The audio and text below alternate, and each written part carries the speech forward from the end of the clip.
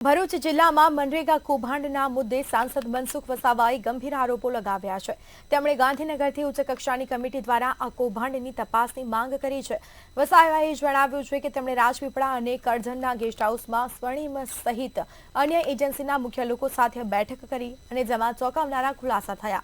એજન્સીએ આપેલા લિસ્ટમાં ગ્રામ્ય વિકાસ કમિશનર, મંત્રી, જિલ્લા વિકાસ અધિકારી, ડીઆરડીએ નિયામક, ધારાસભ્યો, તાલુકા પંચાયતના પ્રમુખ અને સભ્યો સહિત તમામ પક્ષોના નેતાઓના નામ સામેલ છે, જેમણે આ કૌભાંડમાં હપ્તા લીધા હોવાનો પણ આરોપ લગાવવામાં આવ્યો છે।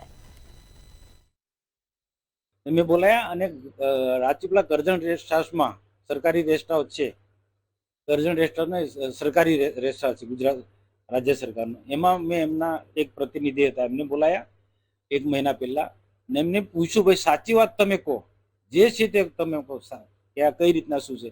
મને બહુ સ્પષ્ટ કહ્યું કે એમણે આ બધું સેટિંગ ગાંધીનગર લેવલથી હોય છે। ગાંધીનગરમાં બેઠેલા ગ્રામ વિકાસ વિભાગના જે પણ જવાબદાર લોકો હોય, કમિશનર હોય કે પછી મંત્રી હોય, આ બધા લોકોનું બધાનું સેટિંગ હોય છે। એજન્સીને કામ મળે ત્યાં સુધી સેટિંગ હોય છે અને ત્યાર પછી જિલ્લા વિકાસ અધિકારી હશે કે પછી ડીઆરડી નિયામક છે કે તાલુકાના અધિકારીઓ, આમાં બધા ઇન્વોલ્વ હોય અને પદાધિકારીઓ પણ જે ચૂંટાયેલા પ્રતિનિધિ હોય, એમાં ધારાસભ્ય હોય કે જે પણ હોય, પાર્ટીના ઘણા બધા, દરેક પાર્ટીના લોકોને, બધા લોકોને આણે ફંડ આપ્યું, મને કીધું, મને યાદી બતાવી